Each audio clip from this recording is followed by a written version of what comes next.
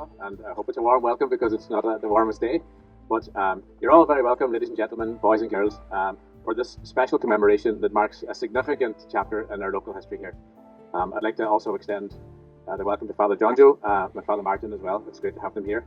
Also to extend it to the members of Donegal County Council that are here, and indeed the members of the Oireachtas, Deputy Geller and Deputy Fearraigh. Thank you very much. It's much appreciated to have you here. We'd especially like to welcome those here today who are relatives of those who were killed and injured close to here over just a century ago. It's great that you can be here to represent those who lost their lives here and indeed the communities that they came from. And we would also like to just say a special thanks to everybody that has helped to make this the event that it is today as well. It's taken a strong community effort, but you'll hear more about that later. We'd also like to say a sincere thank you to the landowner here that has allowed us to create this commemoration spot where we can enjoy a good view of the viaduct. So thank you to Mr. Joe Sweeney, he's here as well. So we can give Joe a little round of applause, please, because it's much appreciated. So this has been the efforts over something that's been taking place over the last 2 years or thereabouts, with a significant amount of local community and voluntary work gone into this here as well. And this has been spearheaded by the Owencarrow Viaduct Committee, and particularly by Michael Doyle and his sister Kathy have played a huge role in getting this underway. They put a phenomenal amount of effort into this here, along with Joe and Magella and others, to make it feasible that we can have a spot to get closer to the viaduct today. So I think we can give them a round of applause, and I'll invite Michael up to tell you a little bit more about the project and what the ambitions are. Thank you, Michael. Thanks, Eamonn. I wish I could speak like you. I'm not used to public speaking, but just bear with me. I have a few notes here, and apologies if I leave anybody out of attended.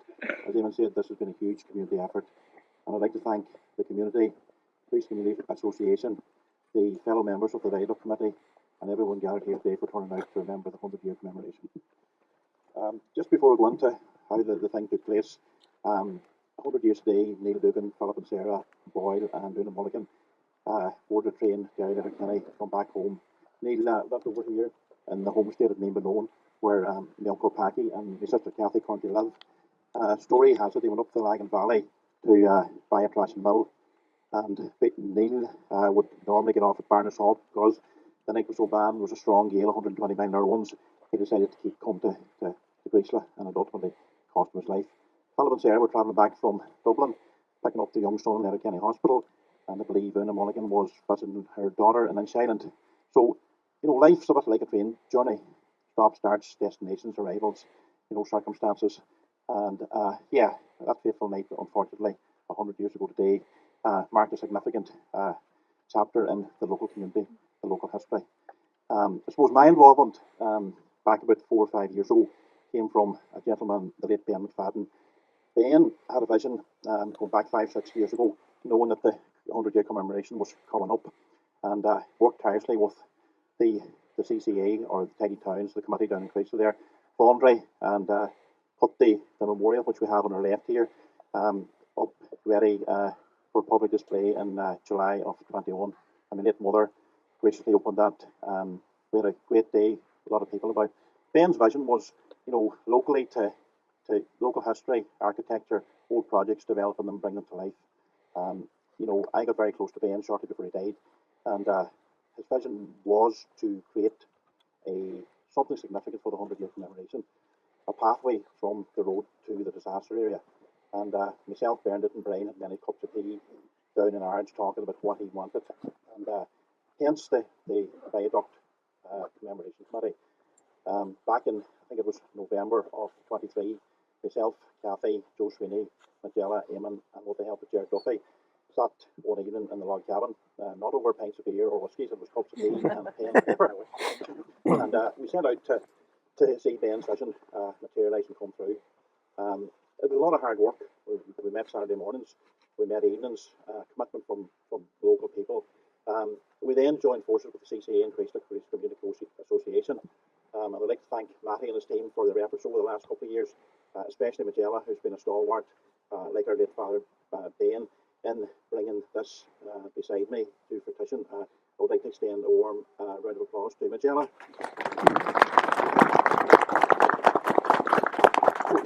Ben's vision was basically to open up this sleeping giant behind us. I think the last train spanned the Viaduct June 1941. That's 84 years ago. A significant bit of architecture within our local history. I mean, story has it that it's been piled from oak trees from the woods of Derryfad and Umrafad. I think Eamonn will go into the sheep's wool maybe a bit later on. So the sheep's wool was basically wrapped around the oak trees to pile it with stone and concrete to support what is a fantastic structure. And this is only part of what I think would be the next phase in opening this particular pathway in memory of the victims. And I would like to call on Donegal County Council and the appropriate bodies to come together with the Viaduct Committee and Priest Association and trying to see the dream of the Infirmary come through. I think it's a fantastic area. Just look around you. We have Glendale in the distance. We have Lough, and I mean, for people to be able to come, park up, walk down, have a picnic, have a cup of tea, and remember what happened here 100 years ago would be fantastic. So yeah, but that's our next chapter. I suppose now we're here, we're going to enjoy the day. We're going to take us down to the actual disaster site in an orderly queue, say a wee prayer, and back to Creasla, the hub in Creasla for refreshments. Fáilte over can show new again communicate again na Harlan Tragacho or the viaducts and the hall and the dini hall maha or an the storm rushing or an chihu what that me and our league fi the quick or a heart of luck and the hishin that had a war agus a shade 3 kilometers in the way.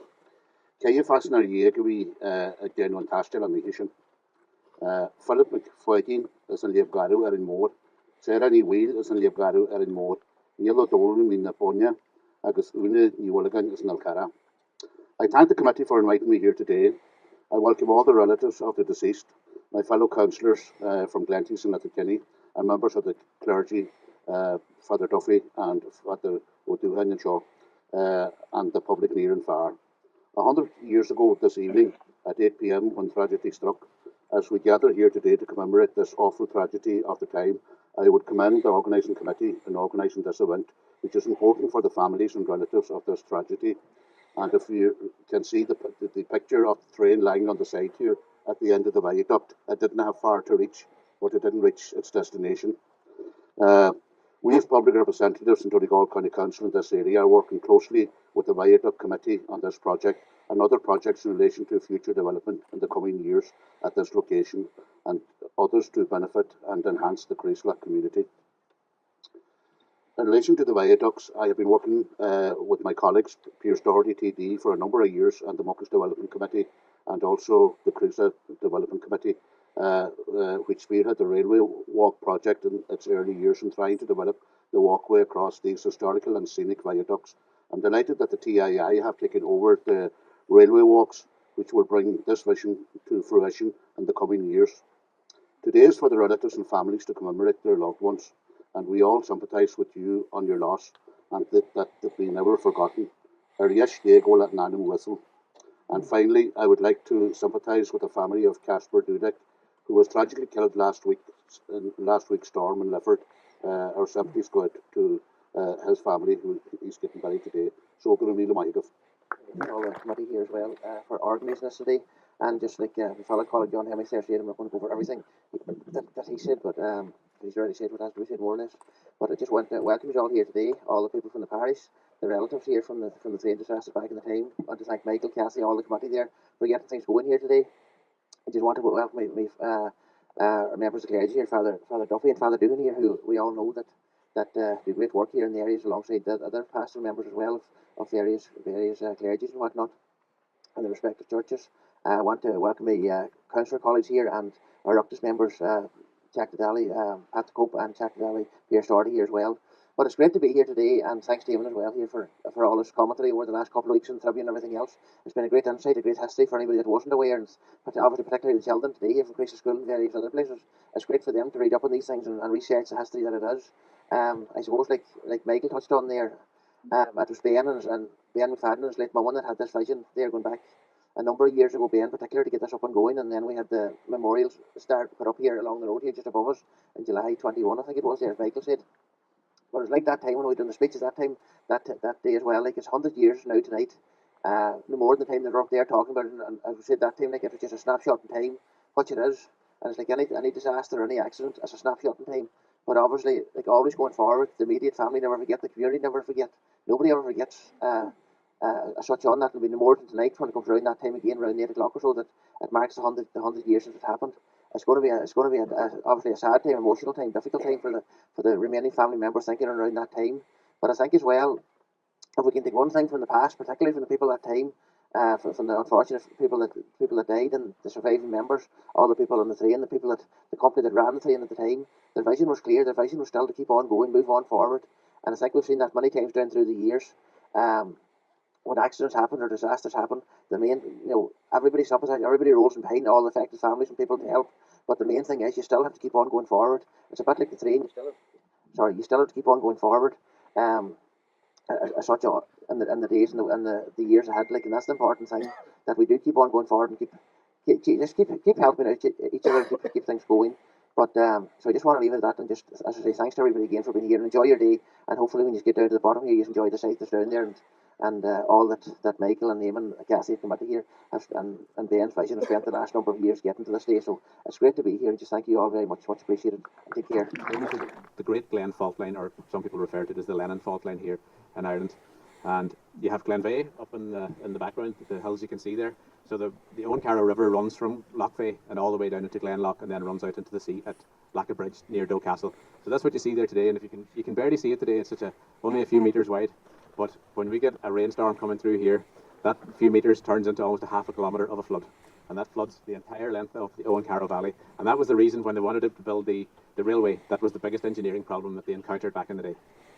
It floods several times every year. So you can see it even flooded twice in the summertime here already. So it just gives you an indication that it's not consistent, but it can happen a number of times every year. So that was the reason the Owencarrow Viaduct had to be built. The railway itself came from an extension from Letterkenny all the way out to Burtonport, because at that time from here and all the way over to the west were some of the most impoverished parts of Ireland at the time, but it was rich in things like cottage industry and particularly things like fishing. So when they put the railway artery all the way across, it meant that they could land fish in Burtonport, and by the following morning it could be in the markets of London. So it definitely helped command the price, and that was much needed income of the time. So the railway, the work was carried out, this extension was carried out by a company called Pauling and Company. They designed it, and they built it. There was many skilled hands went into work this, and you can see this from all the cuttings and the small bridges and that you can see all the way from Letterkenny to Burtonport. In 1901, there was at least 700 men working on the railway in itself when they were constructing it. So it gave you an indication that they're working from here all the way through to Burtonport. But here is where they met the biggest problem, the biggest challenge. Pauling and Co. tried on a number of occasions to cross, to span the viaduct, but they had success as they built from each side across. You can see the two archways, and you can see the two archways and all the pillars that span almost 450 feet. But when they got closer to the river, they found that the pillars, they couldn't dig quick enough to get to a good solid ground at the bottom. So what they had to do was they tried a number of times, but every time they would dig, the water would backfill into the hole. That's what would happen. So they enlisted the help of a very famous engineering company called Sir Douglas Fox and Partners from Westminster in London. And these were one of the most famous civil engineering companies in the world at the time.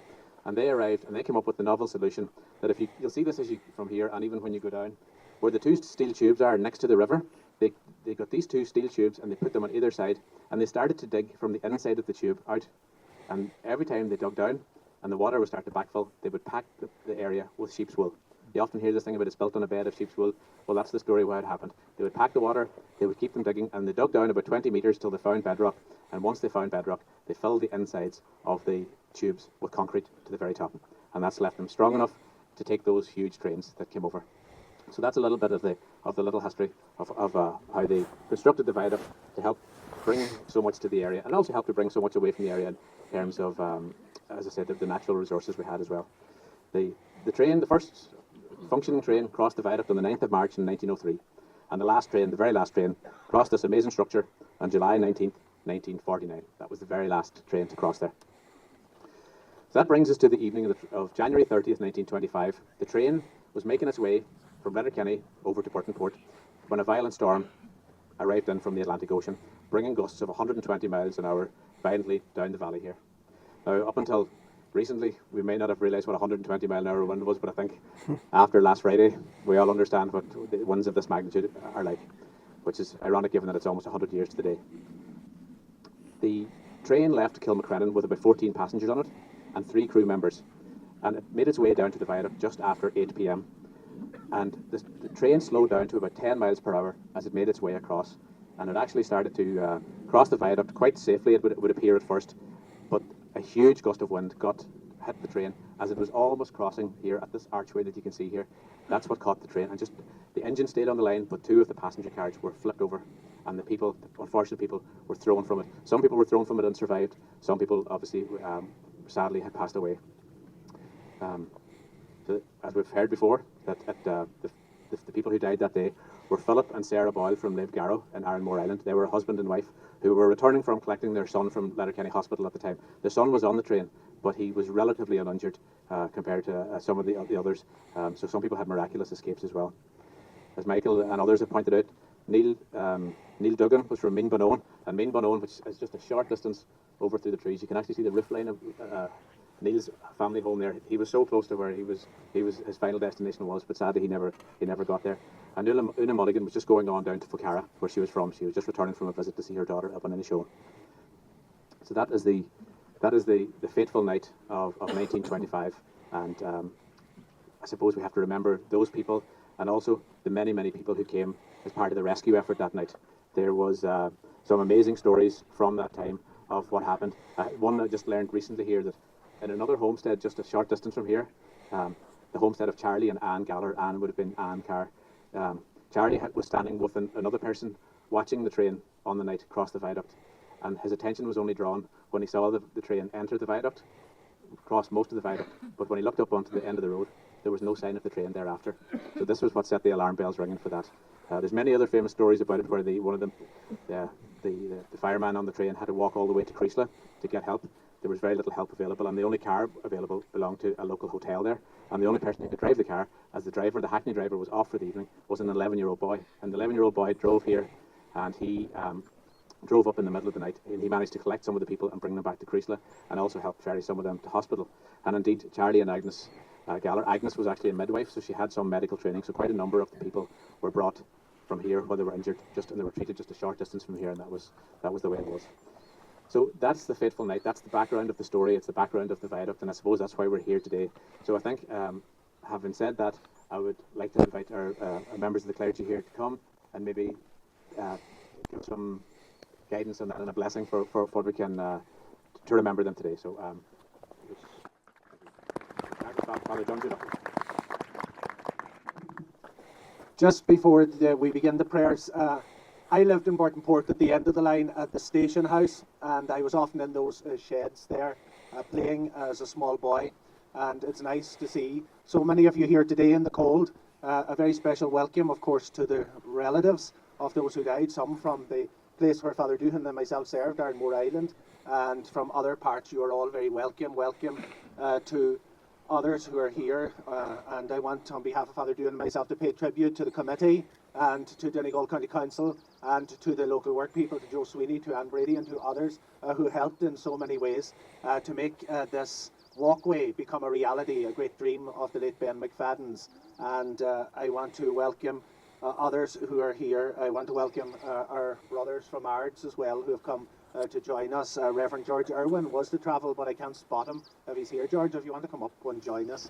And Reverend David Skuse sends his apologies. He's abroad at this time and cannot be with us. I want to welcome Dr. Stewart, who I walked down with there, and welcoming you, Dr. Stewart, to remember the heroic efforts that were carried out by doctors, nurses and others on that night to save lives. I want to welcome Shéamais and the Gardaí and the Stewards, Red Cross man up there as well. You're all very welcome. In addition to the two deputies, and congratulations on your recent re-elections. Pat the Cope Gallagher's grandaunt was on the train that night, Sarah Brennan from Dunlow, and she was in the carriage. She did not fall out of the carriage. Michael McBride I see there as well, and I want to pay tribute to John Hamish and Michael for the Trojan work that you did here.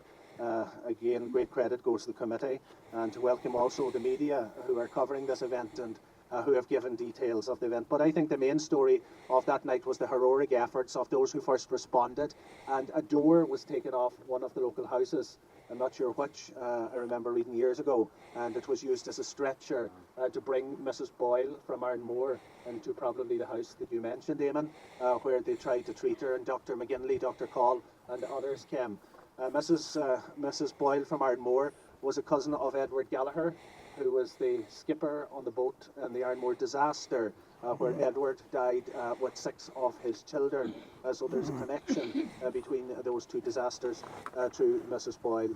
And we remember them today. We remember in prayer today, before we begin our prayer, those people in the United States in Washington who are involved in the aviation crash this morning. We pray for them and we pray for their family. As John Shéamais said, we remember Casper as well. And we pray for all who responded on the night of the tragedy. We remember those who died, and we remember those who were injured. As we begin in the Manahars and Vicks and Spirit Eve, grow and share and live. Let us take a moment to remember them. We remember Philip and Sarah Boyle, Niall Dúgáinn, Una Mulligan, who died on the night. We remember the injured and all who responded. We also remember those on the train. We remember the driver and the crew. We pray for them. Almighty and ever-living God, you know, because you tell us in your word that you care about us in our lives and know about everything that happens to us. In this confidence, we bring your prayers of remembering today, together with the gathered here present, with the family members of those who died and those who were on the train that night, and to those who responded. We pray for those who died, and we remember those who came to their aid. We remember those who were injured at the time and carried that with them. We ask you, Lord, to give them a life eternal. We ask this through Christ our Lord. Amen. I now invite Father Doohan, our parish priest, to lead us in a reading.